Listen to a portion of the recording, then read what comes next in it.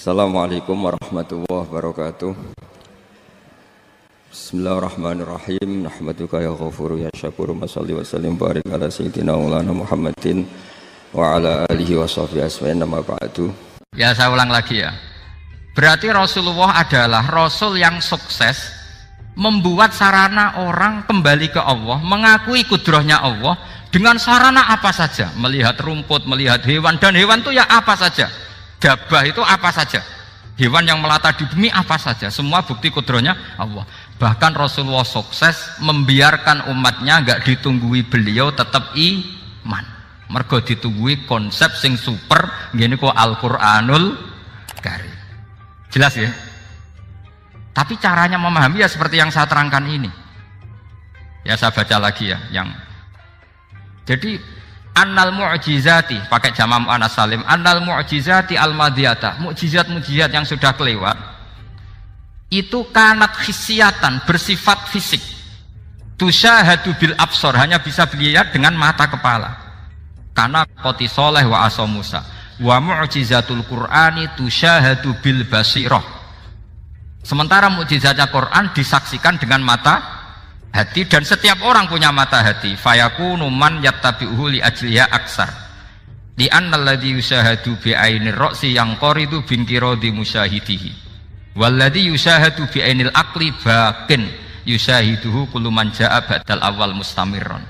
Sesuatu yang dilihat dengan mata kepala, setelah para saksi ini meninggal, maka setelahnya mencari-cari, bisa percaya bisa enggak. Tapi mukjizat yang disaksikan mata hati, siapapun percaya dan sampai ila yaumil kiamat. Dan tentu Quran lebih unggul dalam hal ini. Dan insya Allah kita semua adalah ahli Quran. Yaitu harus punya kesimpulan falamma tabayyana lahu qala a'lamu annallaha ala kulli syai'in qadir. Sebagian ayat wa li ta'lamu annallaha ala kulli syai'in qadir wa annallaha qad ahata bi kulli syai'in ilma. Itu kenapa mukjizat Al-Qur'an dasar. Itu yang gampang-gampang ya, melihat nyamuk, unta, kerbau itu yang gampang. Anda tak naikkan kelas sedikit menjadi agak ilmiah. Misalnya begini, kamu ahli falak. Misalnya kayak Batu Rehan ya. Itu pasti tahu kalau matahari dan rembulan dibikin Allah itu asyamsu wal qamaru bi husban, bahwa matahari dan rembulan dibikin ini untuk hisab. Walladzi ja'ala syamsa diya'a wal qamara nuran wa qaddarahu manazila li ta'lamu 'adadas sinina wal hisab. Sehingga ketika ternyata betul samsiyah bisa dihitung menjadi tahun samsiyah, yang oleh bahasa milenial disebut Masihiyah. Sayyidina Umar agak tersinggung. Sebetulnya yang namanya hisab itu tidak ada hubungannya dengan Masehi dan Hijriyah, itu tidak ada. Semua berdasar matahari atau apa? Rembulan. Lah sialnya yang samsiyah ini oleh bahasa internasional disebut apa? Masehiyah. Makanya Sayyidina Umar marah terus bilang ya sudah kalau gitu Qamariyah bikin apa? Hijriyah. Jadi itu sebenarnya nama politik. Sebetulnya kalau objektif yang jadi ukuran ya samsiyah sama Qamariyah. Berhubung ini sudah diambil tetangga partai sebelah, akhirnya ya kira-kira gitu. Jadi kira-kira seperti itu. Akhirnya kita namanya apa? Hijriyah, apa samsiyah sama apa?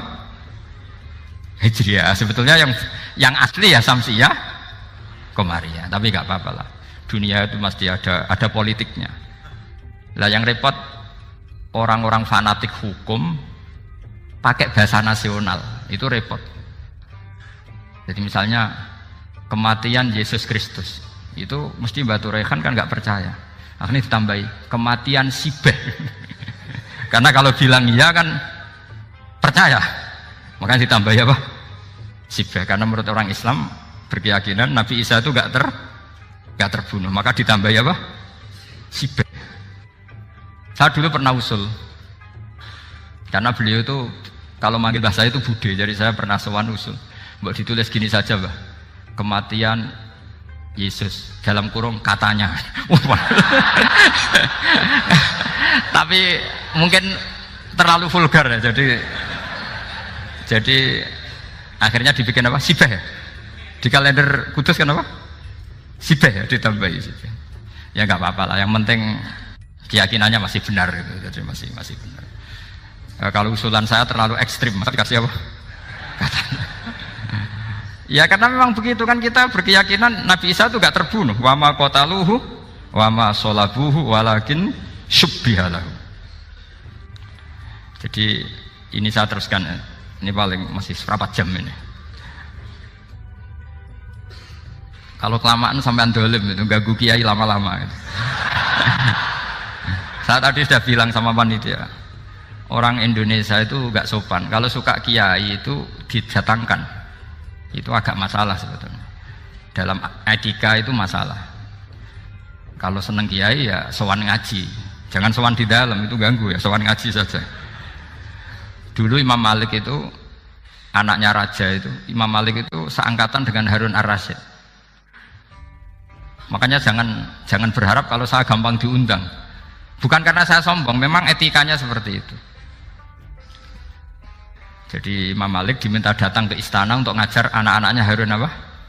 Ar-Rasyid. Masyhur Imam Malik tersinggung terus kata bilang, al ilmu yu'ta la ya'ti. Ilmu itu disowani bukan sowan. Akhirnya Harun ar-Rasyid minta anak-anaknya datang ngaji ke Imam Malik. Itu anak presiden. Imam Malik berani, al ilmu yu'ta la ya'ti. Tapi kalian beruntung karena saya hormat sama mbah-mbah saya di sini. Wong makom buyut saya itu ya berarti apa ya?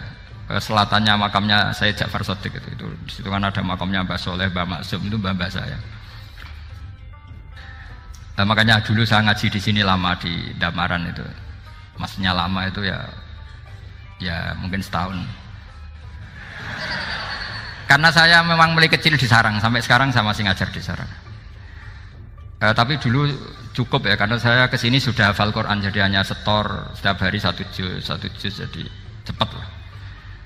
Saya tidak punya masalah ingatan, alhamdulillah, jadi cepat hafal. Saya terangkan lagi ya, ini penting ya, masalah mukjizatnya Quran.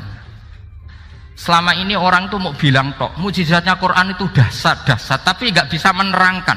Itu masalah.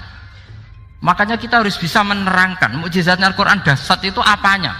Yaitu tadi, tongkatnya Nabi Musa hanya disaksikan oleh orang yang di era itu. Toh tujuannya mukjizat adalah diakui kemudian orang menjadi iman. Lalu Rasulullah SAW beliau sudah intaqala ila rafiqil a'la. Tapi konsepnya Quran menjadikan orang yang nggak ditunggui beliau tetap iman ila yaumil kiamah. Itu yang maksud fa'arju an aku na aktsarahum tabi'an yaumal kiamah. Mukjizat saya itu cukup Quran kata Nabi, dan dengan mukjizat itu orang akan iman ila yaumil kiamah. Caranya seperti ini. Karena tadi sedahsyat-dahsyatnya mukjizat, tujuan utama orang terdikte supaya ikrar ngakui kudrohnya Allah. Lah ngono kok ngenteni tongkat sakti lah opo? Cukup deloknya. Paham nggih? Jelas ya? Alhamdulillah, mau naik kelas ini sudah benar ini sudah benar.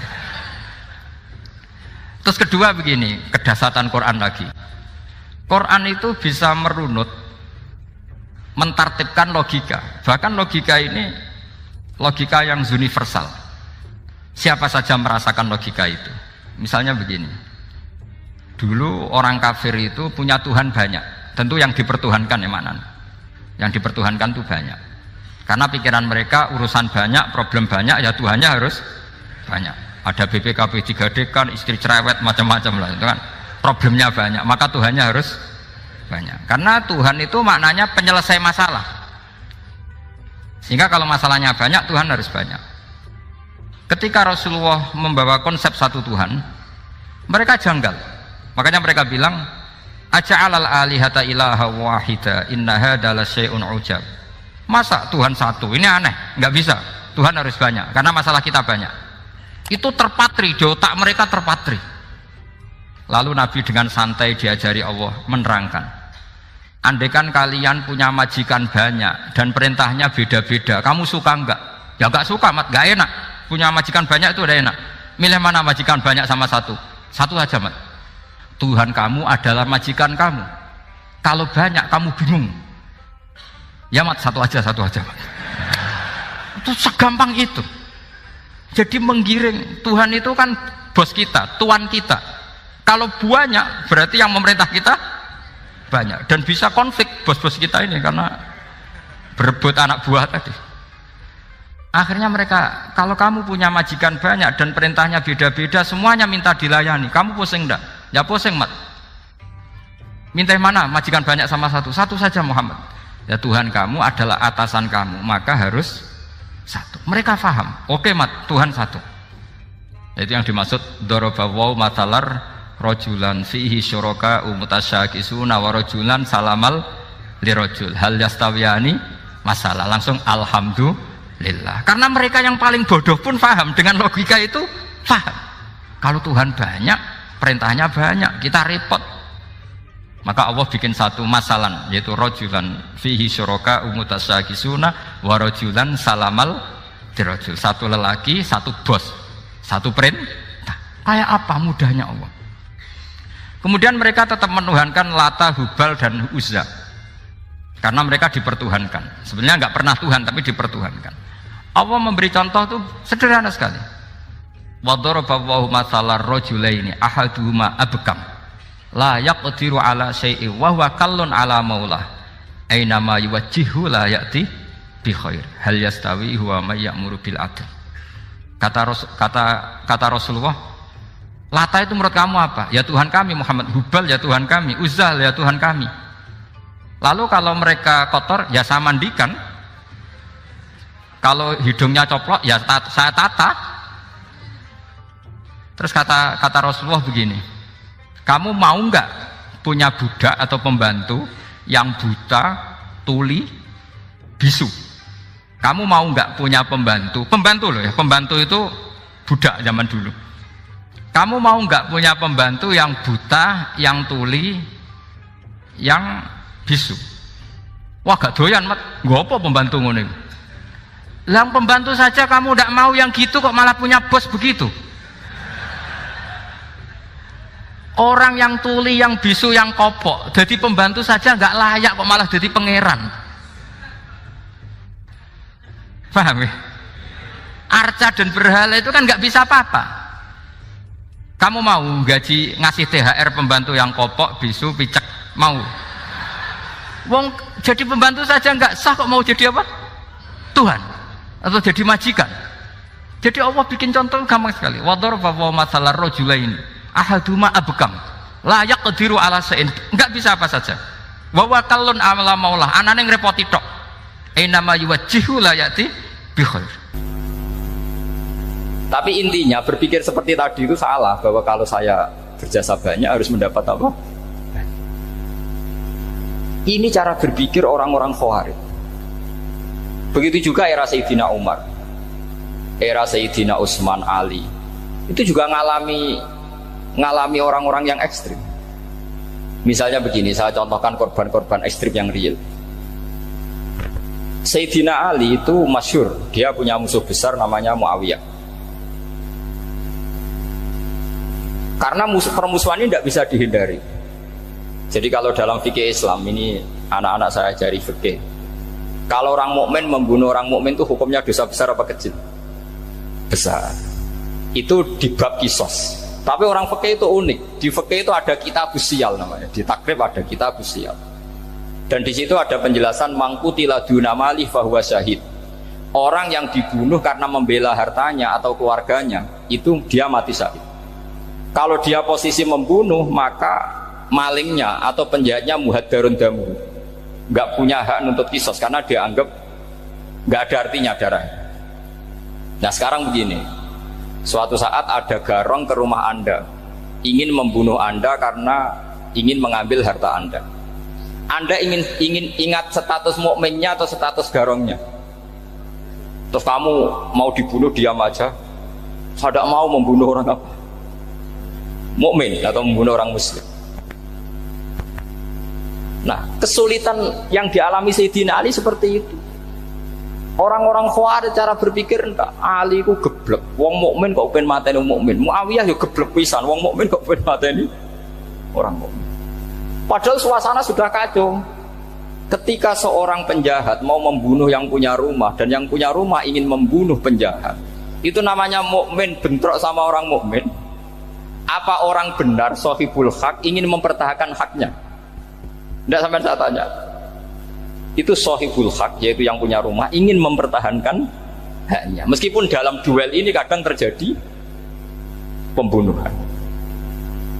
Nah di sini ini ya, ulama ahli sunnah menyebut masalah istihadiyah. Kelompoknya Sayyidina Ali mempertahankan nyawanya meskipun dengan cara membunuh pasukan Muawiyah.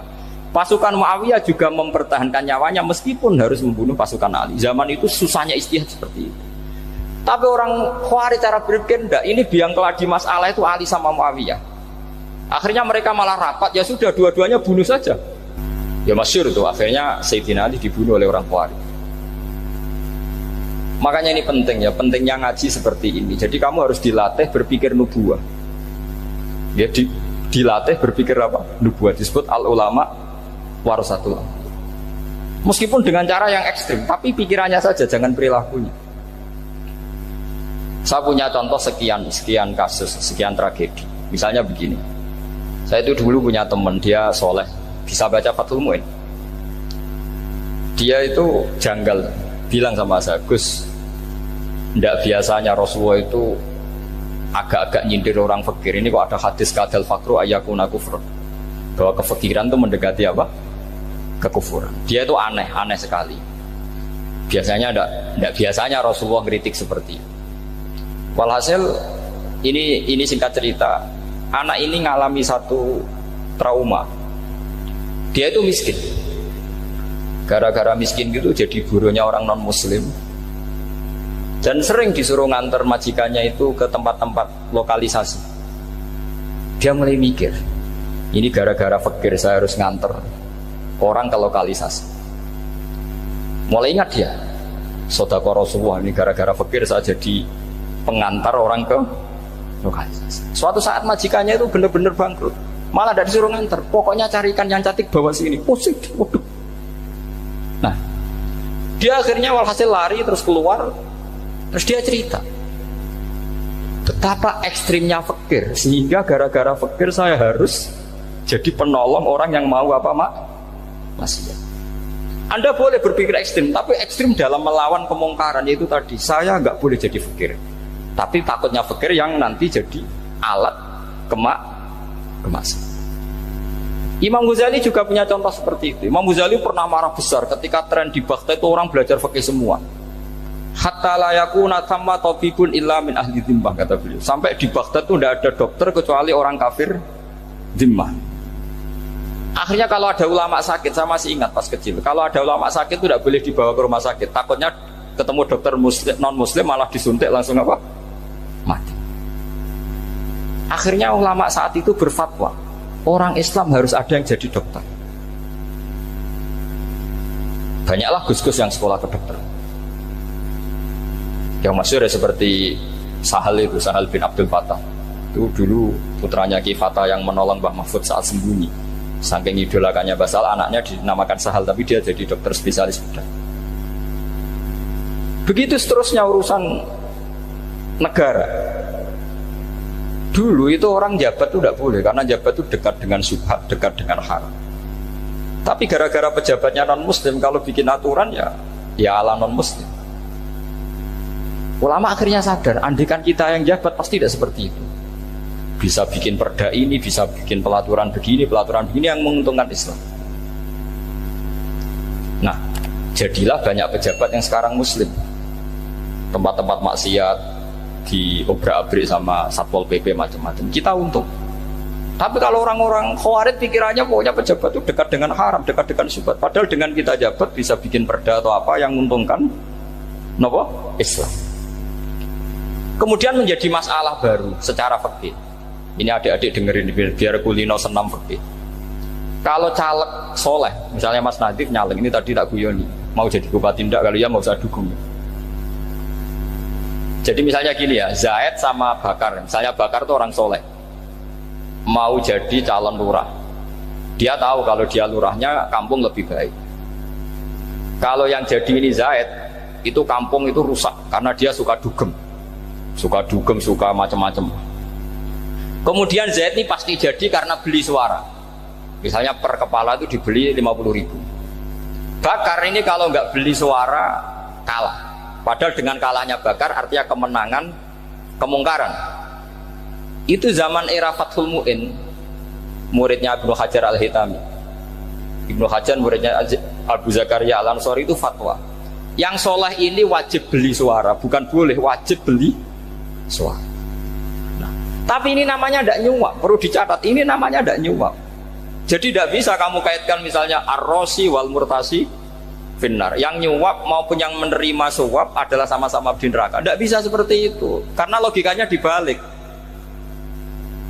Sekarang Bakar ini beli suara itu untuk membeli kebenaran, untuk mengawal kebenaran. Zaid beli suara untuk menopang kebatilan. Berarti namanya Bakar ini penyuap atau pembeli kebenaran? Pembeli kebenaran. Harus dibedakan. Nah, ini pentingnya ulama. Memang nyatanya seperti itu.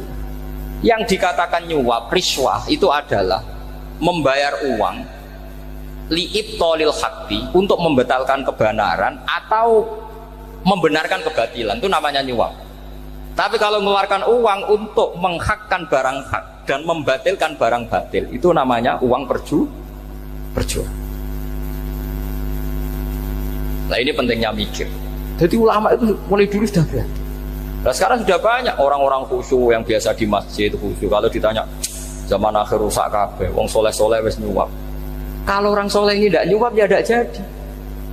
Kalau nggak jadi, mereka nggak ada yang jadi DPR, nggak ada partai Islam, habis malah Indonesia. Saya itu punya kenalan banyak pakar-pakar di Jakarta. Itu cerita saya, Pak Bahak. Indonesia itu solusinya gampang. Kita ini punya Bali, punya Batam. Itu kalau Bali dimakaukan, Batam dikayakan Hollywood. Amerika kaya itu bukan karena hebat. Pornografi dijual, tinju di Nevada itu dijual, di Las Vegas dijual, apa saja dijual. Kalau tidak kaya itu gimana? Sementara Indonesia mau aur-auran gitu, sungkan partai Islam. Sebenarnya Indonesia gampang, kalau ingin kaya Bali itu dikayakan Hollywood atau dikalahkan Makau jadi kota judi, Batam dijadikan kayak Las Vegas. Itu transaksinya pasti triliunan. Orang kamane wong muda dijual, judi dijual, orang tinju dijual. Tapi gara-gara ada partai Islam, nyari rumus solusi ekonomi itu yang tidak seperti itu, akhirnya kangelan, akhirnya rapati suka. Tapi barokah, tetap barokah partai apa? Yang menangnya caleg-calegnya rata-rata ya beli. Kalau tidak beli habis. Saya bukan menghalalkan nyuap, tidak. Kalau nyuap tetap haram ila yaumil qiyamah. Tapi kalau suratul masalah seperti ini kamu mengatakan suap, itu beda. Ini suratul masalah yang tidak ada kaitannya dengan suap. Asal lawannya batil ya. Kecuali lawannya sama-sama hak. Dua calon di kampung itu soleh sama soleh. Ini yang soleh bayar nggak boleh, karena siapapun yang jadi soleh itu nggak boleh. Makanya kalau cari musuh yang dolim biar halal ya. Iya, saya pernah ditanya seorang dosen, Gus, saya ini kalau baca sejarah perang Badar atau perang Uhud, yang saya tidak terima itu satu. Kenapa setiap ghanimah harta orang kafir dan istrinya orang kafir kok disita orang Islam, dan yang perempuan jadi amat kemudian juga digauli orang Islam, yang hartanya orang kafir juga jadi asetnya orang Islam, kok kayak garong? Dia tanya seperti itu sama saya. Terus saya jawab, kalau sampean ada garong dan kemudian bawa senpi, senjata api, kemudian garong Anda, penjahat Anda lumpuhkan, ya senpi itu harus Anda kembalikan. Monggo penjahat ini kagungan jenengan beto wangsul, karena ada milik Anda, harus dikembalikan. Wah, tidak bisa Bapak, kalau saya kembalikan pasti dipakai jahat lagi, dipakai kriminal lagi. Ya sama, kalau asetnya orang kafir dikembalikan ke orang kafir akan menjadi aset kekafiran lagi untuk menghancurkan kita. Nah, perempuan juga sama. Perempuan itu alat produksi. Jika perempuan tadi dikembalikan ke orang kafir, maka kamu menolong populasi orang kafir. Ya seperti itu. Paham ya? Makanya disita dalam perang loh ya, tapi dalam perang yang legal. Nah itulah kenapa amat halal. Makanya di Quran itu illa ala azwajihim aw ma malakat aiman. Paling enggak itu masih ada ulama atau pemikir atau ustadz siapa saja yang bisa memahami logika apa? Islam. Nanti kalau ulama ini sudah meninggal, orang akan mencibir Islam dengan cara mengatakan Islam itu jahat, yaitu menyita hartanya orang kafir dan istrinya orang kafir setiap kali terjadi perang. Karena pemikiran ini pasti sama-sama kutubnya, sama-sama ekstrim. Dan ini penting saya katakan. Makanya masyhur itu perdebatan Sayyidina Ali dan Muawiyah. Ini saya kutip sedikit. Ini ya sama-sama berpikir ekstrim, tapi ekstrim yang baik. Walhasil dalam satu kerja bakti di Masjid Kuba, itu ada sahabat namanya Ammar. Ini di depan umum, ini penting. Kalau dalam ilmu hadis di depan umum ini penting karena nanti menjadi mutawatir. Beda dengan hadis yang Nabi ngendikan sama 1-2 sahabat, namanya hadis ahadi. Di depan umum Nabi guyon gini sama Ammar, ya Ammar waihak qatuluka alfiatul baghiyah. Ammar, kamu ini nasib kamu itu agak sial. Karena nanti yang membunuh kamu itu kelompok yang tidak benar. Alfiatul baghiyah itu kelompok yang tidak benar. Itu disaksikan sekian sahabat. Walhasil suatu saat Ammar ini ikut perang dan ikut pasukannya Ali dan terbunuh oleh pasukannya Muawiyah. Seneng Ali. Walhasil Ammar ditemuin sama Ali. Ya Muawiyah, al-ana dhuhara bi anna fi'ati haqqun wa fi'ataka baghiyah. Sekarang kelihatan siapa yang benar. Saya yang benar, kamu yang salah. Kenapa? Karena Ammar kelompokku dan terbunuh oleh kelompok kamu. Padahal kata Rasulullah yang membunuh Ammar adalah kelompok yang salah. Tapi Muawiyah pintar sekali, dia jawabnya gini, laula kama kutila Ammar. Ammar terbunuh karena bela-belain kamu. Kalau kamu tidak nyuruh dia perang juga gak terbunuh kan. Jadi kamu ikut andil, terbunuhnya siapa? Ammar. Tapi apa kata Sayyidina Ali? Idzan qatala Rasulullah Hamzah. Kalau teori itu Anda pakai, Rasulullah pun membunuh Hamzah. Sekarang Hamzah perang karena suruhan siapa? Rasulullah. Yang membunuh Hamzah siapa? Wahsy. Kalau teori itu Anda pakai, berarti Rasulullah pun membunuh Hamzah. Terus fasa kata Muawiyah, Muawiyah diam. Jadi fikih pun tuh diputuskan lewat pikiran ekstrim. Tapi bukan ekstrim yang merugikan orang lain. Ya, kalau merugikan orang lain namanya sudah la dororo wala dirar, dia menyalahi aturan itu. Makanya saya pernah ngaji di sini dulu ketika tahun kemarin. Fikih-fikih Islam itu punya rumus, itu ya gara-gara pikiran ekstrim sebetulnya. Saya pernah nyontohkan adalah orang tuh kalau sholat jenazah itu mayitnya di depan. Itu ulama fikih tidak ada yang punya alasan. Mau hanya bilang gini, hakada wajadna salafan wa khulafan. Mulai dulu kalau nyolati mayit ya jenazahnya di depan. Ya hanya gitu saja, tidak punya alasan. Makanya ulama lain mengatakan tidak apa-apa jenazah di belakang, yang sholat di depan. Kenapa? Fa innaha laysat bimanzilatil imam. Memangnya jenazah imam kok harus di depan? Itu ya tidak ada yang bisa bantah. Bagaimana mungkin harus di depan? Oh, enggak, imam kok harus. Yang harus di depan itu imam. Jenazah itu imam apa enggak? Enggak. Terus alasan kedua, sholat ghaib. Kalau ada orang mati di Surabaya, Mas Nadib di sini, sholat ghaib boleh enggak? Boleh. Jenazahnya di depan apa belakang? Di belakang kan? Berarti harus enggak jenazah di depan? Ya dia mau ngakeh yang jelas kalau itu. Lah ini contoh-contoh kecil. Nah orang Khawarij itu orang yang paling tidak mau menerima otak-atik seperti itu. Akhirnya jadi goblok bareng tadi. Ya makanya Rasulullah pun jadi korbannya Khawarij. Muhammad, kamu harus adil. Karena pikiran mereka adil itu yang memberi banyak ya dapat banyak. Kalau pikiran nubuah tidak seperti itu. Kalau yang biasa memberi, biasa heroik, biasa baik ya biar tetap biasa memberi. Jangan dilatih jadi apa? Fasih. Ini mungkin adik-adik juga agak keberatan, tapi harus dilatih. Makanya saya itu jadi kiai itu ya mulai kecil, anaknya kiai, putu kiai, saya itu yang mulang itu senang. Saya tidak pernah terlintas dikasih santri atau dihormati ya enggak. Mungkin sampai mati agak terlintas. Ya pikiran saya sederhana. Biasa mulang pahlawan, malah sekarang pasen itu malah kayak cemen, kayak turun kelas gitu. Jadi saya terus ya enggak kepikiran sama sekali. Loh kalau saya minta sama Allah karena itu atasan saya. Makanya ada ulama yang ekstrim gini, ini kisah nyata. Ada ulama alim datang ke seorang raja. Rajanya ini soleh padahal. Ternyata pas raja itu berdoa, ya Allah saya kasih ini, kasih ini. Padahal ulama tadi itu mau mengajukan proposal, mau minta apa gitu. Terus dia pulang ketika ditanya, Pak Kiai kenapa pulang? Ternyata raja itu minta zat yang sama yang saya mintai. Kalau raja saja masih minta, ngapain saya minta raja? Saya akan minta zat yang dimintai raja. Terus pulang dia. Wah itu ya pikiran ekstrim, tapi bagus ekstrimnya. Saya akan minta zat yang dimintai raja. Kalau sampean kan enggak, uteke saya les, sholat dinteni, tetap jalo. Oh, kok orang mikir seperti itu. Memang salah didik, salah itu tadi. Nah, ini harus dilatih.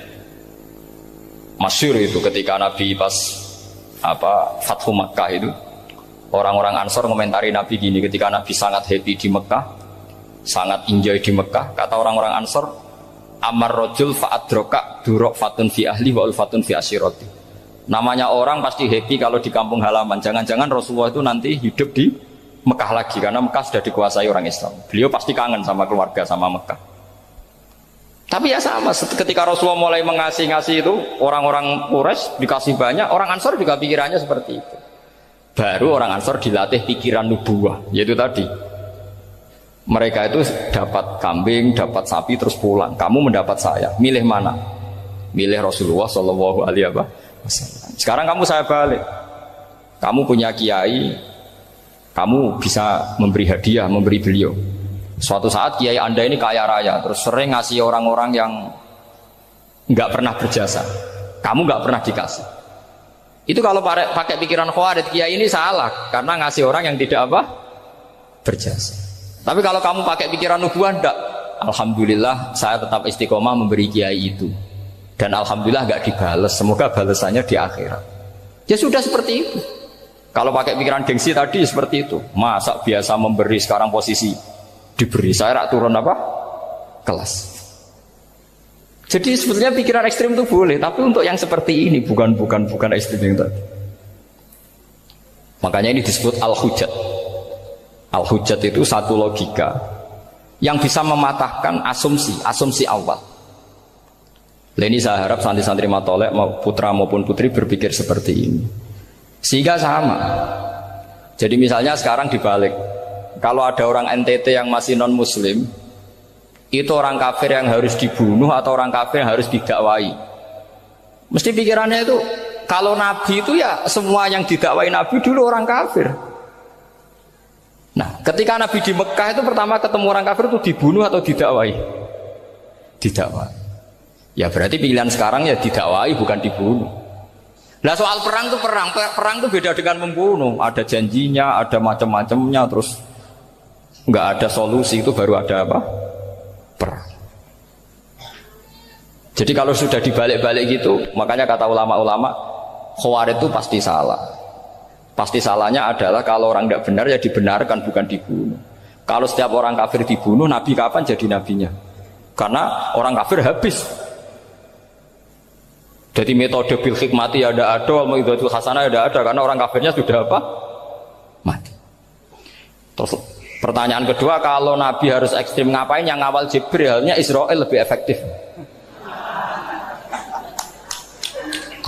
Jadi kalau sama-sama ingin ekstrim, Nabi itu nggak usah dikawal Jibril, kan tidak efektif kan? Harusnya yang ngawal itu siapa? Israel. Kan nggak repot gitu. Nah, jadi saya mohon ini saya cerita. Jadi korban pikiran ekstrim itu bukan siapa-siapa. Pertama itu Rasulullah. Akhirnya Rasulullah menjelaskan, ya beginilah cara berpikir nubuwah. Jadi saya kira demikian. Nanti mungkin kalau ada tanya-tanya, ada pertanyaan. Yang jelas kalau seputar ekstremitas itu bisa latihan. Ya, sebenarnya bisa latihan di fikih. Karena fikih ini cerminan dari pikiran ulama. Ini cerminan dari pikiran ulama yang tidak tekstual. Ya, seperti gini ya. Tasaddaqa Rasulullah so'an min tamrin au so'an min aqidin. Ketika zakat fitrah itu Rasulullah mengeluarkan satu sok tamar. Tamar itu kurma. Kalau menurut tekstual berarti zakat fitrah harus pakai kurma. Tapi semua ulama sedunia mengatakan kuti ahlil balad. Artinya dalam konteks Indonesia ya pakai apa? Beras. Berarti kata tamar diganti kot, diganti apa? Kot. Jadi orang itu jangan diajak goblok bareng. Masa Nabi ngendikan tamar harus apa? Tamar. Makanya saya pernah debat. Pak Nabi itu cingkrang. Kenapa orang-orang itu rata-rata tidak cingkrang? Saya bilang, Nabi itu hidupnya di Mekah. Kenapa Anda hidup di Indonesia? Iya, Nabi itu hidupnya di Mekah. Terus saya tanya lagi, Nabi itu hafal Quran, kamu udah hafal? Saya hafal Quran. Kalau cingkrang gampang, karek ngetok kata saya. Ya, kalau ada sunnah Rasul, Nabi hafal Quran enggak? Hafal kan? Berarti kalau ikut sunnah Rasul, hafal Quran. Jangan cingkrak tok, ya hafal apa? Ya sama poligami juga gitu yang tadi diceritakan Mas Nadif itu. Nabi itu poligami setelah Khadijah meninggal. Apa mereka mau nunggu istri pertama meninggal? Kalau ingin persis loh, kalau ingin persis nunggu istri pertama meninggal. Iya. Tidak mau juga kan? Ya biasa saja lah. Pokoknya yang dihalalkan syariat ya kita bilang halal, yang diharamkan kita bilang apa? Tidak usah sok suci sunnah Rasul. Saya punya banyak cerita. Abu Bakar itu dulu sering menghindari sunnah Rasul. Dulu Rasulullah itu kalau ada orang minta ya dikasih. Ketika era Abu Bakar bikin Baitul Mal. Ketika ditanya ini zaman Rasulullah tidak ada. Kata Abu Bakar, huwa Rasulullah. Beliau itu Rasulullah. Mau nggak dimanage ya negara tertib. Umar bikin pasukan. Pasukan itu diangkat negara. Kalau dulu zaman Nabi yang ikut perang bahaya, yang tidak perang namanya munafik.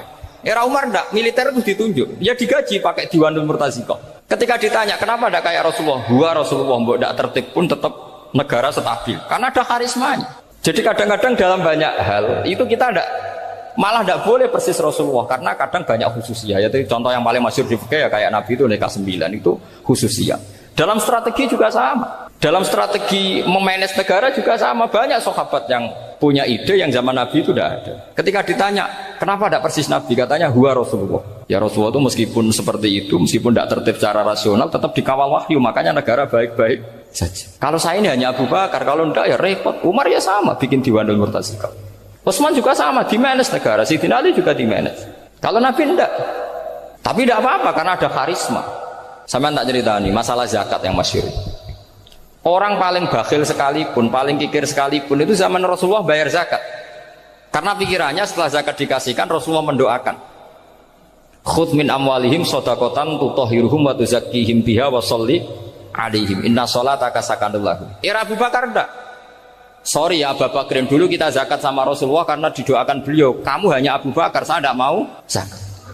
Ya sama lah seperti orang dipimpin ulama-ulama karismatik. Orang dipimpin Badullah itu tidak usah metai, santri sudah nurut. Dipimpin Usman Nazif, gak bikin pelaturan, habis pondok. Kalau tidak ngancam, gak gini, ditakzir, gak gini, habis. Zaman Badullah dehem tok santri wedi. Mas Nazif dehem enggak. Nah, makanya Rasulullah itu tidak banyak bikin pelaturan. Rasulullah itu kalau mau perang itu hanya bilang sahabat, saya besok ditantang Abu Sufyan di sini. Saya mau perang. Itu sahabat ikut semua. Orang melihat wajahnya, melihat karismanya sudah tertarik ingin menyelamatkan beliau. Kita tidak akan ridho Rasulullah keluar sendiri. Kalau Abu Bakar ya enggak. Pertama Abu Bakar pidato sudah sopan. Saya memimpin kamu. Ini qatwul litu walastu bi khairikum. Saya ini memimpin kamu, tapi bukan berarti saya yang terbaik. Jika saya benar maka dukunglah. Kalau salah ingatkan. Itu pertama orang-orang bilang apa? Fawwah la uqimannaka bisayf. Nanti kalau Anda salah tak ingatkan pakai pedang. Ya karena hanya Abu Bakar bukan Rasul. Jika diatur lah, ini ada militer, ada pengawal, ada Baitul Mal. Era Umar lebih modern lagi, ada Diwanul Murtaziqah, ada macam-macam. Ya Rasulullah nggak ada. Nah sekarang orang sidik-sidik muni sunnah Rasul, padahal ada sunnah Rasul yang khasnya Rasulullah sebagai nubuwah. Khasnya Rasulullah sebagai apa? Nubuwah. Coba Nabi itu istrinya 9, semuanya cerita tentang tahajudnya Nabi, witirnya Nabi. Apa kira-kira Mas Nadif kalau punya istri 4 ceritanya tentang tahajudnya Mas Nadif? Kan enggak. Nah, jadi saya mohon, sebetulnya pikiran-pikiran ekstrim itu karena enggak mau belajar. Enggak mau belajar. Kalau mau belajar itu kata Imam Ghazali itu dalam kitab Imla, Al-Imla fi Iskalatil Ikhya itu. Fal ma'ani awsa'u minal ibarat. Yang namanya ma'ani itu awsa'u apa? Minal ibarat. Jadi yang fal ma'ani awsa'u minal ibarat. Jadi yang namanya makna itu lebih luas minal apa? Ibarat. Nah, ini contoh yang paling nyata ya Sayyidina Ali.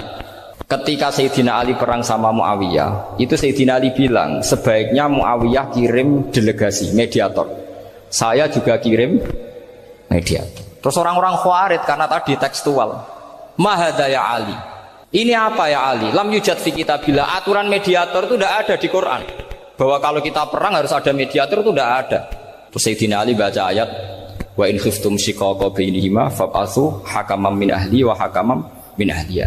Jika lelaki dan perempuan suami istri terjadi shiqaq, terjadi konflik, maka suami kirim satu mediator, yang pihak perempuan juga kirim mediator. Terus Sayyidina Ali ngendikan wa amru Muhammad a'dhamu min amri rajulin wa imra'atin. Urusan umat Muhammad lebih serius ketimbang urusan hanya sekedar suami dan istri. Maka kita butuh hakam, butuh mediator. Baru 4.000 orang Khawarij tobat mengikuti pikirannya Sayyidina Ali yang tidak tekstual. Sama seperti zaman Rasulullah. Ketika Rasulullah mau perang Badar, saya ini mau perang Badar kata Rasulullah. Musuh saya itu 1.000 lebih. Kalian hanya 313. Apa kita teruskan? Itu sahabat langsung bilang gini, saya itu hafal teksnya. Idzan la naqulu laka kama qalat banu Israil fathab anta wa rabbuka faqatila inna hahuna qa'idun walakin idhab anta faqatila inna ma'akum muqatilun. Ini kelihatan sekali bahwa para sahabat sudah ada tekstual. Orang-orang Bani Israel ketika melihat Musa katanya sakti dan orang dekat Allah, itu cara berpikir orang Bani Israel gini. Walhasil ada perintah supaya Musa itu merangi kaum Jabarin. Orang Jabarin ini gagah-gagah, pikirannya orang Bani Israel, Musa kami itu sakti dekat Allah, ya sudahlah sama Allah saja sana, tak tunggu di rumah kabarnya. Itu kan sama dengan santri semedit, roh kiai ini suga, kiai aku suga, serasa tak pikir kan seperti itu. Ya sama seperti itu. Nabi itu kekasih Allah, mesti perang menang, serasa tak ewangi mesti menangis. Fadhab anta wa rabbuka faqatila inna hahuna qa'idun. Ya sudah kamu berangkat saja sama Tuhan, tak tunggu di rumah. Tapi apa kata para sahabat Ansor ketika Nabi minta supaya mereka dukung di perang Badar? Langsung bilang, idzan la naqulu laka kama qalat banu Israil. Kita tidak akan bermental kayak Bani Israil. Ini tekstual pada enggak. Mereka punya mafhum, punya pikiran. Mas Nadi punya kreatif. Bahwa ini mental yang bejat, kita tidak akan meniru seperti itu. Itu sahabat. Jadi dulu sahabat itu makna di Quran juga ada tekstual. Jadi bisa memahami. Nah sekarang orang memaksa semuanya harus tekstual. Ya meskipun tadi jangan terlalu liar terus menjadi liberal. Tapi saya tidak tahu kalau contohnya Mas Najib tadi pakai kondom sistem kondom, tidak tahu itu pikirannya Jil apa Mas Najib, tidak tahu saya itu tidak tahu kok sampai sembeling itu saya tidak tahu kok lagi juga kalau tidak bisa nyontohkan yang di luar itu, saya itu ya tidak tahu. Mulai dulu ilmunya seperti itu terus gitu. Ya tidak tahu lagi. Jadi mulai dulu zaman Nabi pun itu sudah ada pikiran-pikiran seperti itu. Jadi tekstual atau harfiah itu ya enggak. Nyatanya sahabat langsung bilang idzan la naqulu laka kama qalat banu Israil. Ad-dinu yusrun wala yusyadha hadatina ahadun illa ghalabahu. Yasiru wala tu'assiru basyiru wala tunaffiru. Makanya kowe ora usah sok suci, hidup itu enggak ada pilihan. Misalnya kalau saya ditanya, bina wong fasik itu penting enggak? Penting. Tapi kancanan wong fasik ku haram, mari katut. Kowe kancanan wong fasik ku haram, mari katut fasik. Ti ngembarno wong fasik umat Rasulullah ya haram, umat Nabi kok barno. Kancanan yo haram, ngembarno haram. Lah terus piye, Gus? Ya ora piye-piye. Ayo saiki misale kowe ngembarno wong ayu tiba ning dalan, haram to ora? Haram. Terus mbok gendong, haram to. Hidup itu tidak banyak pilihan. Jadi dilema dari guru-guru dilema. Makanya apa ya seperti itu istafti kolbak takok natimu. Motive nulung iku nulung apa sahabat? Ya sudah seperti nggak ada pilihan. Motivem kancanan wong fasik iku mergo enak kancanan wong fasik. Delok dangdut pantes apa pantes. Apa motifmu didik? Ayo rata-rata ke kancanan wong fasik motifmu didik apa enak kancanan wong fasik? Enak. Haram berarti. Ya seperti itu. Memang banyak sesuatu yang apa? Makanya banyak ulama ngendikan banyak perilaku duniawi yang menjadi amal ukhrawi karena niat. Juga sebaliknya banyak perilaku ukhrawi yang akhirnya menjadi duniawi juga karena niat. Makanya niat itu diatur sedemikian rupa. Nah, ini juga sama. Duduk tasahud akhir. Ayo. Duduknya dulu, duduk tasahud baca sholawat. Itu satu paket. Makanya al-atase wal asir wal hadi asar at-tasahud wa qu'uduhu wa sholat ala nabi sallallahu alaihi wasallam. Fatasahudu mongko te tasahud wa qu'uduhu lan lungguh tasahud. In aqobahuma lamun ana sing maca akibat tapi sami nggih. Lamun mungkasi utawa nyusuli huma ing tasahud lan qu'ud apa salamun salam iku ruknani berarti rukun karone. Jadi tasahud yang diakhiri salam itu berstatus rukun. Berarti tasahud awal berstatus sunnat karena tidak diakhiri salam. Jadi nak wonten tiyang traweh kok 4 rakaat langsung salam itu enggak bisa dikatakan batal karena statusnya tasawuf awal nopo sunat. Yeah. Tapi kalau traweh itu sudah monggo kalau traweh itu sudah menjadi alamiah, jadi biasanya ulama berdebatnya begini, ini dengerinnya. Kata taraweh itu alamiah apa implementasi dari Qiyamul Lail? Ayo jawab. Traweh itu alamiah apa implementasi dari Qiyamul Ramadan? Kalau kamu katakan Qiyamul Ramadan, maka ada orang traweh langsung 4 rakaat tanpa tasahud awal, harus kamu katakan sah karena tasahud awal berstatus sunnah. Tadi kan dikatakan tasahud yang wajib itu yang diakhiri salam, berarti tasahud awal sunnah. Di mana-mana kalau sunat boleh ditinggalkan. Yeah. Tapi ada ulama yang agak ekstrim mengatakan begini cara berpikir, tarawih itu alamiah. Alamiah yang dikatakan tarawih, yang dikatakan tarawih adalah sholat 2 rakaat dengan 1 salam. Paham ya? Artinya kalau 4 rakaat dengan 1 salam itu namanya tidak tarawih. Paham ya? Makanya seperti itu tuh ya gak usah diperdebatkan. Seperti gini, sampean kalau sholat witir aku yakin akeh sing batal, cuma pangeran maklumi. Aku yakin akeh sing batal tapi pangeran maklumi. Jadi disahno, kenapa sah? Dimaklumi Allah Subhanahu wa taala tadi. Kamu kalau witir kan 2 rakaat dulu. 2 rakaat setelah itu. Sekarang pertanyaan saya, ketika 2 rakaat kowe niat tembi. Wong niate witir kok genep. Ya kan? Apa? Lah pertanyaannya begini, ketika rakaat ini minal witri, kemudian orang ini ternyata nggak nerusno sing sak rakaat,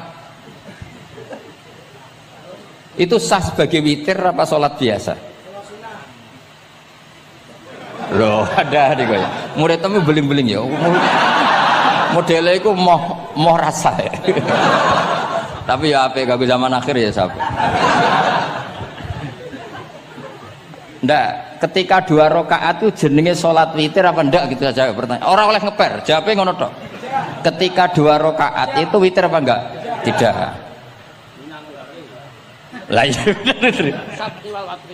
Lah iya ikut paket witir. Berarti niatnya sampean gini, ya Allah saya sholat 2 rakaat, ini paket witir loh Gusti.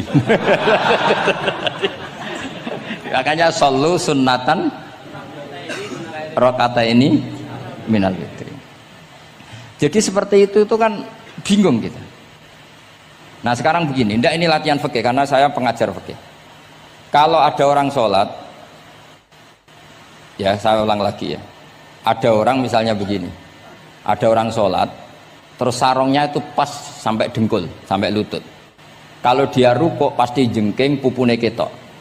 Iku batale ngenteni wis rukuk apa mulai pertama batal? Enggak jawab saja. Apa? Ketika rukuk apa mulai berdiri sudah batal? Ketika rukuk. Awas eleng-eleng ya. Ndak ini undian berhadiah. Itu di Asbawan Nadhair itu ada pertanyaan gini. Lalu yang dikatakan sholat itu apa? Yang dikatakan sholat adalah satu aqwalun wa af'alun muftatahatun bitakbir muhtatamatun. Nah, lalu ketika dia rukuk itu batal. Batal yang batal apanya itu Pak? Wong dia belum berbentuk sholat. Berbentuk sholat itu kan kalau sudah absolut sampai salam. Yang batal itu apanya? Wong sholatnya erong kasil lah. Bingung tuh sampai mesti. Jadi makanya pertanyaannya itu apa ya? Fikih itu kadang ya sudah seperti itu memang angel. Makanya kalau kamu melihat perempuan itu di takrib itu melihat perempuan yang ajnabiyah itu haram kecuali untuk sekian hal, termasuk mulang muamalah. Terus ngopi dia ke muamalah repot. Sekarang pertanyaannya, kamu ngopi demi melihat apa melihat untuk ngopi? Nggak jawab. Lah anak niatnya ngopi, mestinya kan brewok lah ya di ngopi ini kan gitu. Cek bakule brewok, cek bakule komisen. Kopi enak. Nah yang kira-kira agak haram itu mesti begini. Saya sama Habib Ali jalan ke Jakarta terus ngantuk ngopi. Kebetulan bakule ayu, insya Allah halal karena orang niat. Nak sampean kan gak apal. Wah sing pojok kono wae. Wah itu mesti haram itu, tak jamin itu. Goblok ngopi kok ning kene ning kono wae. Kalau saya sama Habib Ali enggak. Jadi ya mlaku-mlaku ngantuk ngopi. Kebetulan bakule ayu.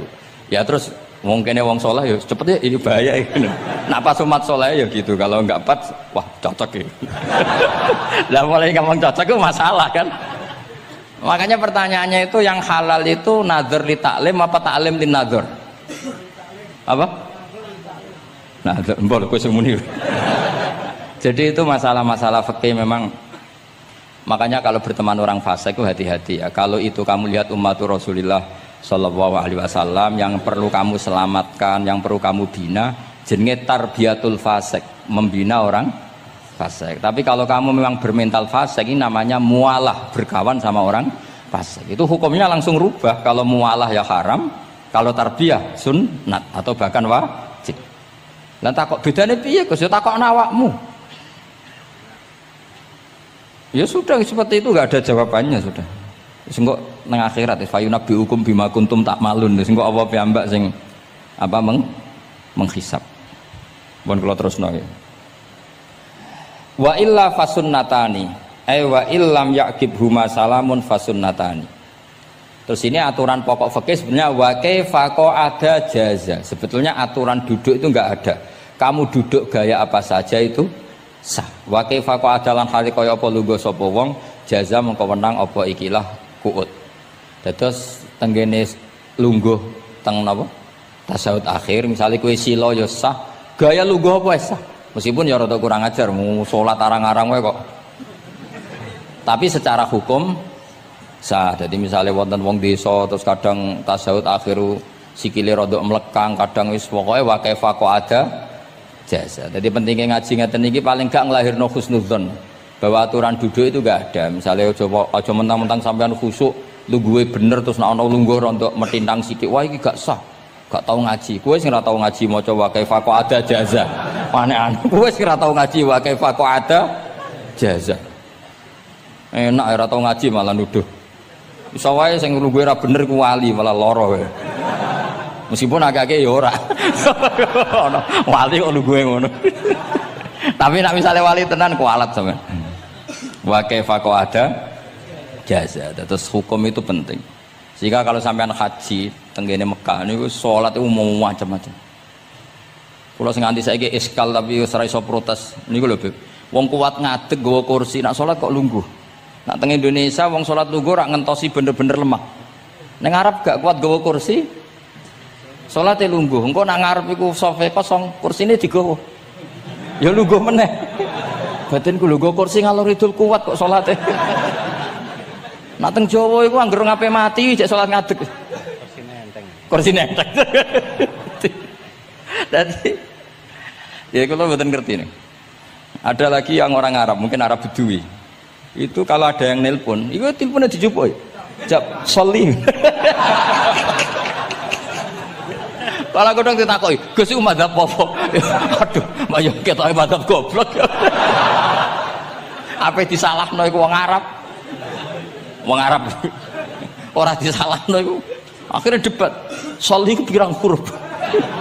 Ya telu nak cara nahwu nggih. Sot, lame sitok kan tasdid berarti telu. Telu wis batal lho. Batal. Pas ya. Yo kok pas. Seru repot. Serepot-repot. Sementing sampean ngerti ya dados salat iku wa kaifa ada jasa. Dados ngerti ngaten iki niati ben husnudzon mbek umat Rasulullah sallallahu alaihi wasallam. Nek sampean gak ngerti ilmu iku gampang suudzon. Lungguh kok ngono ning dinggon salat tasawuf akhir lungguhe yo ngene. Lah lungguh yang dilakukan Rasulullah itu bayangan ideal, standar ideal di tasawuf akhir duduke ya kaya Rasulullah sing ditirokno para ulama sampai guru-guru kita. Tapi ku tetap standar afdholiyah, standar utama. Tapi sakjane wa kaifa ada jaza. Jadi penting sanggep ae ben mari husnudzon. Di misalnya orang tasawuf akhir kok ambek swilo ngono wis. Anggap ojo tuh, wah aliran nih, ojo ngono sih. Iki bar ngaji Minhajut Thalibin lagi seneng-senenge praktek ngono.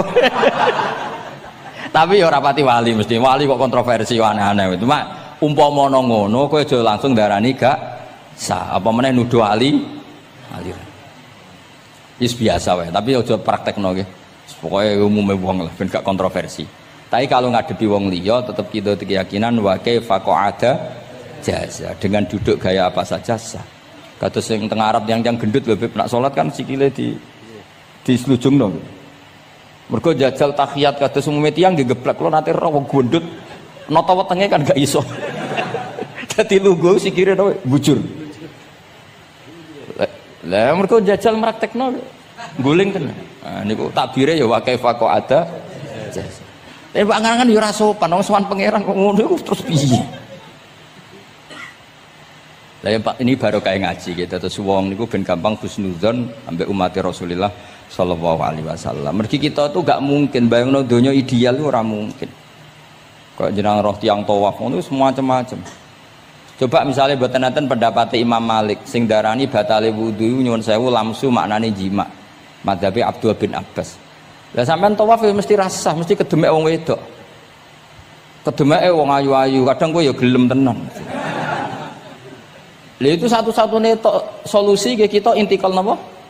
Mazhab. Oh, tetep ra iso ora kedemek. Wis aku ora ganteng lah tetep kedemek. Niat khusyuk iki tetep kedemek. Apa meneh awale wis rapati khusyuk. Lho kok wis wong khusyuke kedemek. Kalau nanti tawaf pas haji, kalau haji tahun 2012 nomor 13 bar tawaf beb niku tok sa'i ku untuk bojone wong ya. Dadi dekne nyangka aku bojone dicekeli pundakku. Wong tawaf wong lanang kan ngomong kan dari belakang kan sama semua. Bareng terakhir didelok, lho jebule ora. Piye gitu. Lah aku yo ora krasa lagi usul pangeran coba. Aku coba bayangno kok sampeyan terus krasa mboten. Wah ngenyek wong niku ngenyek wong. Mboten kula pas niku intenan eling pengiran tenan gak krasa ana sing nyekel. Pas niku lho bos sak teruse ra pokoke pas niku. Mergo iku beb tawaf kula nu 2:30 esuk. Ya sak fase-faseke wong nak yamono wae eling pengiran to beb dadi pas khusuk-khusuk. Nganti ana wong nyekel iku gak krasa. Bareng bar tawaf lho jebule wong wedok bojone wong. Wah matane wong. Mulane Quran nak ngelingno kita iku napa?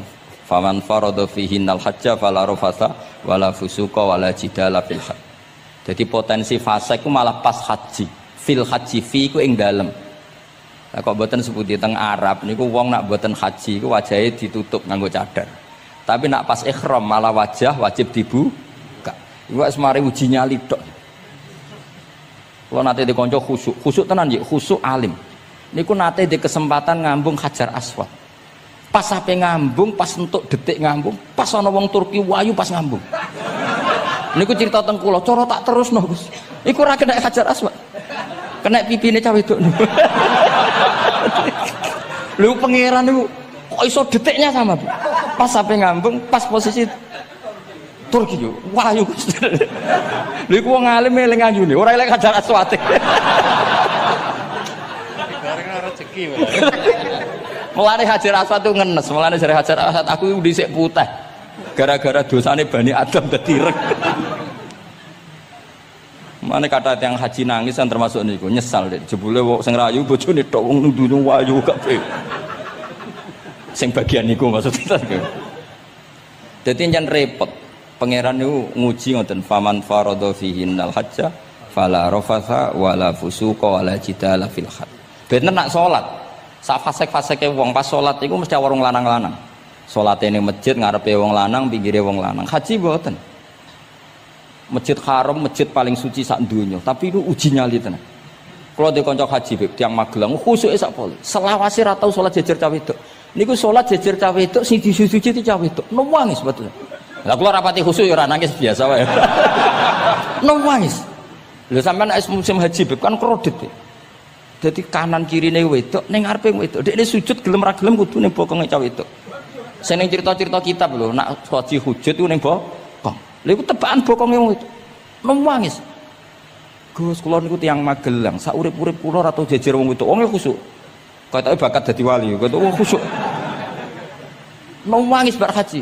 Gus kula napa hajine mboten ditampi kok nate ngalami sujud. Aku piye pe ngandani wong khusuk bingung kok ngandani wong khusuk. Ngongkon istighfar ngundekne ra salah wong kepeksa. Ngongkon nikmati wong khusuk kok tak kon nikmati. Lho cara sing takok sampean. Aku meni gayamu. Jawabnya gampang, cara sing takok sampean jawabnya gampang. Nggih piye? Paling gayamu apa? Iki sing takok wong khusuk. Ya akeh sing takok sampean gayamu. Sing takok nu tiyang khusuk mek nangis tenan nyesel. Memang haji itu unik, makanya Allah ngikatkan fala rafatha wala fusuqa wala jidalu fil hajj ing dalem pas nglakoni. Mencen uji. Jidal kayak ngoten. Ono wae sing mari muring-muring.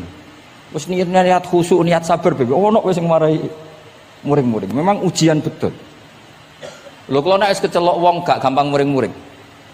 Wis terkenal lah nek kula seneng guyon ra gampang muring-muring. Nate badhe niku Beb. Romyu tanggal 11 umumnya haji Indonesia rak koblas zawal melok Beb teng rombongan tiyang ni warung tok Mina wonge diding-diding iki ajaran napa Romyu kok koblas zawal nabi ku ora tau Romyu koblas zawal nabi mesti Romyu ba'da zawal ngamuk-ngamuk sakjane kula nu mboten mutawif kula mboten kaji gaet mboten kaji tenan nganggo dhuwit nak gaet diamuk wajib meneng ya engko iso di PHK nak akhirnya kula ngomong ngene akhirnya kula dijono Pak Bak sampai sing ngadepi. Ya Nabi ora tau Romyo koblas zawal tapi ora tau ngamuk-ngamuk koyo kowe ya. Mangkel opo. Lah ya Nabi ora tau Romyo koblas zawal tapi ora tau ngamuk-ngamuk koyo kowe ya ngono. Repot. Akhirnya aku wah, jare kaji oleh jidal wah akhirnya. Iya padha jidal. Ra iso Kang. Pamane ngajak bojo wis geger tok. Kula ndek kanca ngajak bojo, sing kancane sitok ngajak bojo wong Jogja. Nah bojo sitoke niku Beb niku isuk-isuk gekno teh sing lanang. Isuk-isuk gekno teh kopi. Sing di bojo ora gawekno teh. Wong wedok kok apike ngono maksude. Jawabe sing wedok, "Lah piye ijolan?"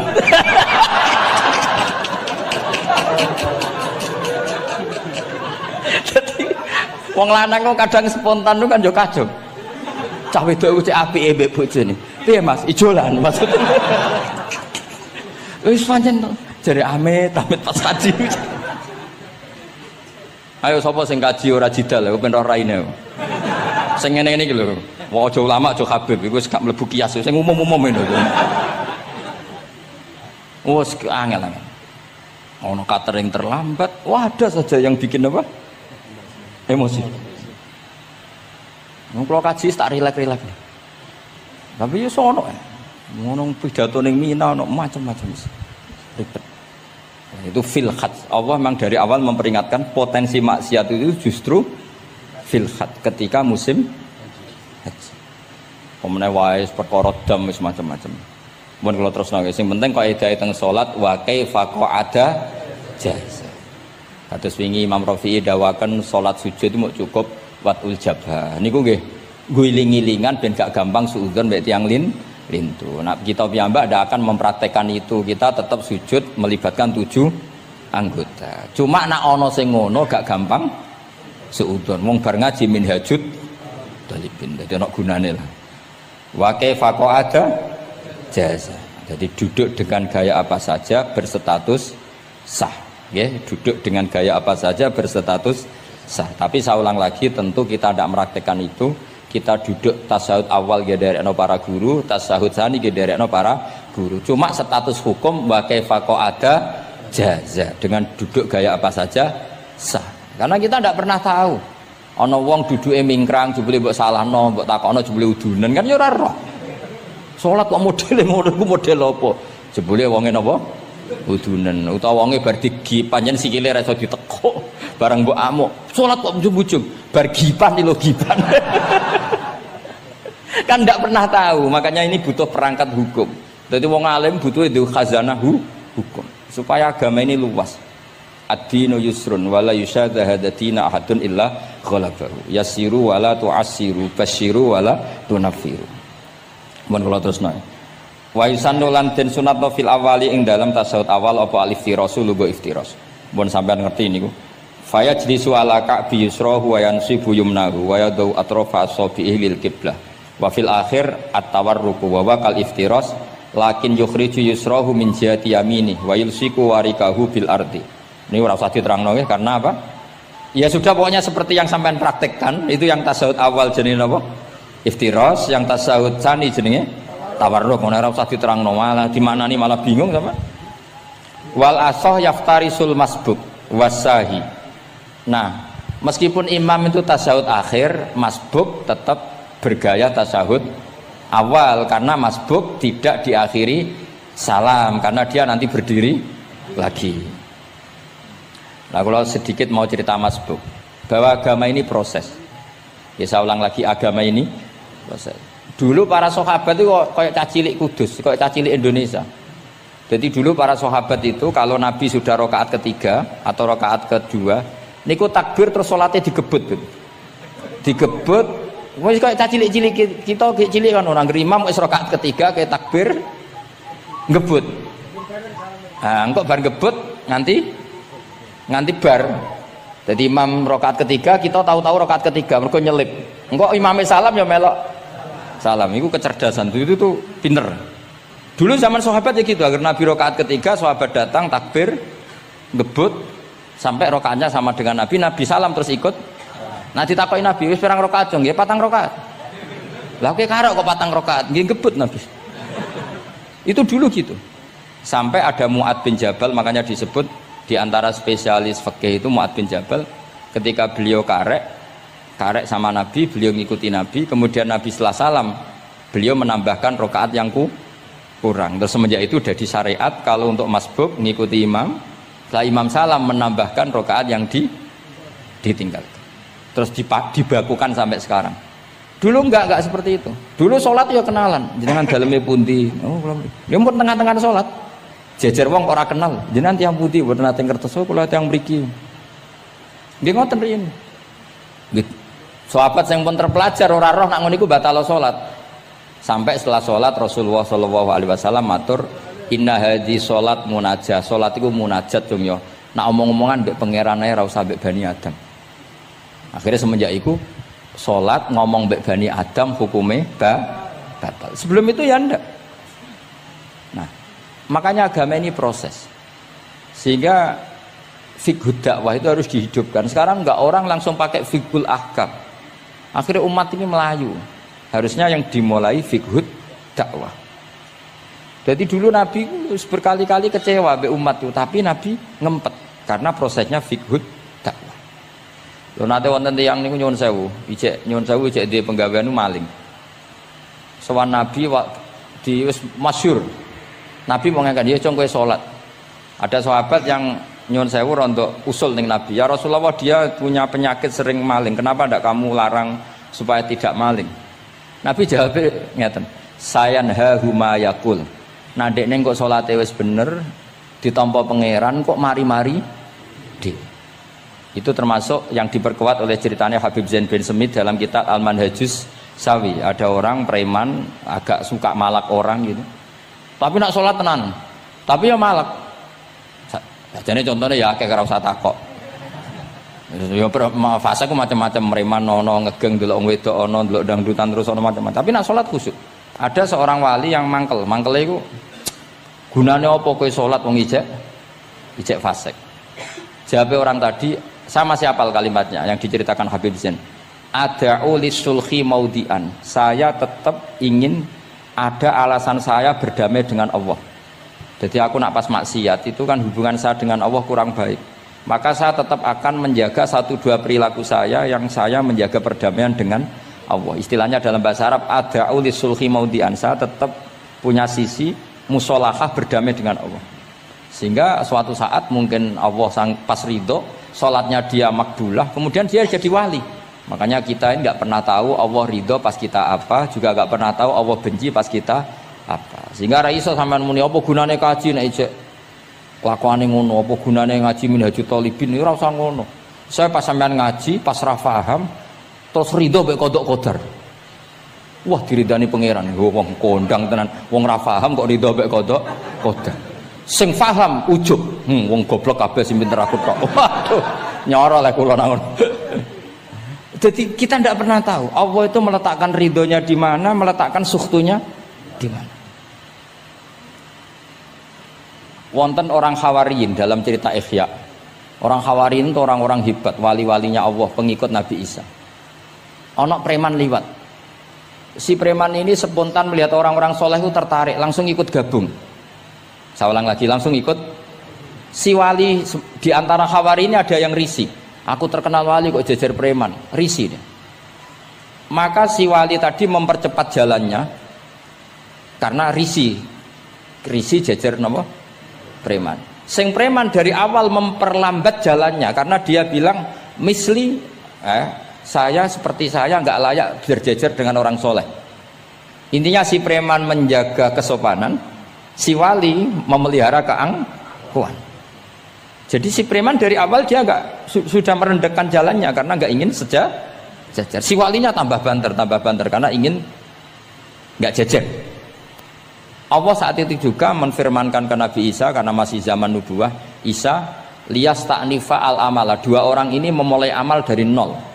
Wali ini tak hapus semua amalnya, preman ini tak hapus semua dosanya. Semuanya nol. Yang satu untuk barokahnya adab, yang satu untuk afatnya ujub. Jadi mulane dadi kiai koyo kula yo repot, nek ketemu fasik kok repot. Ape kancanan kok diamuk sampean rontok garis keras ngene iki. Gus kok kancanan wong fasik. Ape ra kancanan kok nang ujub. Mulane kula ora jelas ya perkara niku mboten tak dudono. Kenapa Gus Bak sikape ra jelas? Ya bawaane wong alim ora jelas, bocah kok kandhane angel. Dadi bawaane wong alim ora jelas. Tapi ora jelas e wau karena ape kancanan wong fasik engko kancanan wong fasik kok dadi syariat ya ndak mungkin. Sok suci ya ora. Nah, makanya didawakan Allah laisa laka minal amri syai'un au yatuba alaihim au ya'dzib. Jadi wong fasik kok potensine di sepuro pangeran tapi ya potensi disiksa pangeran. Nah delok potensi di sepuro kita oleh ngancani, nah delok potensi disiksa kita ora oleh. Masalahnya kita ndak tahu. Nggih, masalahnya kita ndak tahu. Delok tengene cerita-cerita wali. Wong sowan Sunan Bonang iku nggawa gula salam templek ra mesti dadi wali. Kali Jogo sing kenale lewat begal dadi wali. Kali Jogo kenal Sunan Bonang pertama iku mergo napa? Begal. Kenalane wae lewat begal. Tapi malah dadi wali. Suraka kenal Nabi ku perkara ape bacok. Mergo dekne ku ana sayembara sing iso nyekel Muhammad, ya tentu dijangkar wong sing ngomong wong kafir, sing iso nyekel Muhammad. Mulane dadi kiai ku bingung. Nak nyeritakno tarikh kok nyebut Rasulullah kan gak mungkin wong kafir kok kiai sayembara sing nyekel Rasulullah sallallahu alaihi wasallam dikei hadiah. Ya mosok wong kafir kok sayembarane muni apa? Sing nyekel Rasulullah sallallahu alaihi wasallam tak kei hadiah. Sing bacok Muhammad Rasulullah sallallahu alaihi wasallam tak kei hadiah kan mboten mungkin wong kafir kok muni ngono. Sing kiai sing bingung sing nyeritakno kiai apa muni? Sing nyekel Muhammad tak kei dhuwit. Muni Muhammad kan sekadung ra kulino wong. Cara sampean dadi kiai ya milih ndi? Nyeritakno omongane wong kafir. Milih gitu. Mulane kula kadang kiai ora di pilihan bahasa. Mergo mulane Imam Suyuti sopan-sopane wong, tapi namune Iqra ya Muhammad. Mergo iku satu-satunya kesempatan jangkar Kanjeng Nabi. Kan sing dawuh Allah Iqra. Lah mesti Iqra ya Muhammad. Mergo Allah sing dawuh ning Kanjeng. Tapi nak kita ning Kanjeng Nabi kan gak mungkin muni ya Muhammad. Sekamane ana sayembara, sapa sing iso nyekel Muhammad tak kei unta 100. Suraka tertarik ikut. Tapi barokah iku, barokah kesalahan itu malah roh mukjizat Rasulullah sallallahu alaihi wasallam. Ketika ape baca napa ambis sampai ping 3. Lah iki awale salah niate yo salah, tapi pangeran ngersakno untuk hidayat. Barokah salah iku roh mukjizat Rasulullah sallallahu alaihi wasallam. Ya ora roh donya iku ora roh. Ana wong saleh sak labah amen jamaah sampai diarani hamamatul masjid. Tapi ceritanya seperti itu akhirnya semalane donga ya muqallibal qulub tsabit qalbi ala dini, kita tidak pernah tahu. Ya sudah seperti itu. Paham ya? Tapi ya kita tentu ngikuti syariat wa kullun muyassarun lima khuliqalah. Mohon kula terusno. Qultu al-asah ad-dhammu. Terus sing donga sing diwaca teng tasyahud nggih kula waca bismillahirrahmanirrahim. Qultu al-asah wa anna Muhammad Rasulullah sabata fi sahih Muslim wa alam wa aqalli salat ala nabi sallallahu alaihi wasallam Allahumma sholli ala Muhammad wa ali wa ziyadah ila hamidum majid tumeka maring hamidum majid. Berarti kados kita napa Allahumma sholli ala sayyidina Muhammad wa ala ali sayyidina Muhammad kama shollaita ala sayyidina Ibrahim wa ala ali sayyidina Ibrahim terus sampai fil alamina innaka hamidum majid. Dan ini sebagai penutup kalau badhe cerita kalau ada kitab namine Hasyatut Turmusi. Hasyatut Tarmasi atau Turmusi ini karangannya Syekh Mahfud Termas. Beliau adalah murid Sayyid Abi Bakar apa? Syato Sohibul Li'ana. Terus guru dari Basim Asyari. Beliau teman dekatnya Habib mbahnya Habib Anis. Berarti Anis bin Alwi bin Ali. Jadi temannya Sohibu Simtiduror. Itu beliau cerita tahiyat itu adalah perwujudan dari dialognya Allah kalian Kanjeng Nabi. Terus ketika Kanjeng Nabi dugi Sidratil Muntaha, ya, ketika dugi napa? Sidratil Muntaha, Nabi maos napa? At-tahiyatul mubarakatus sholawatut thayyibatu lillah. Mun Nabi mandek terus dijawab kalian Allah, assalamu alaika ayyuhan nabiyyu wa rahmatullahi wa barakatuh. Allah mandek. Terus Kanjeng Nabi niku mboten kepengin saking senenge teng umate bahwa kebahagiaan itu hanya untuk beliau. Saking sayangnya teng umate. Terus ditambahi assalamu alaina wa ala ibadillahi sholihin. Jadi niku barokah